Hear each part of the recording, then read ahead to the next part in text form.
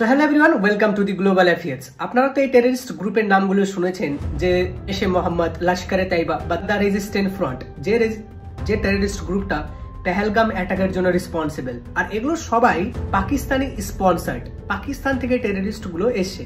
কিন্তু রিসেন্টলি ইন্ডিয়ার যে নর্থ ইস্টার্ন স্টেট রয়েছে, আসাম, মণিপুর, মেঘালয়, এর পারে যদি আমরা বর্ডারটা ক্রস করি, তাহলে যে মায়ানমার বর্ডার রয়েছে না, সেখানে কিছু টেররিস্ট রয়েছে। সেই টেররিস্ট গ্রুপের নাম হচ্ছে আলফা 1 এবং NSCN।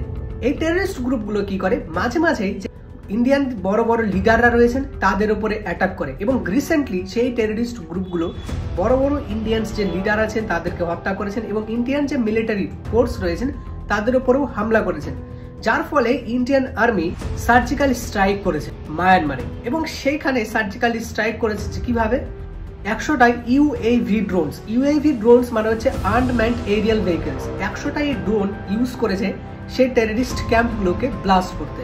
এবং সেই টেররিস্ট যে দুটো ক্যাম্প রয়েছে, একটা হলো আলফা 1 এবং NSCN, এবং এই দুটোরই টেররিস্ট গ্রুপের যে মেইন লিডাররা রয়েছেন তারা মারা গেছে।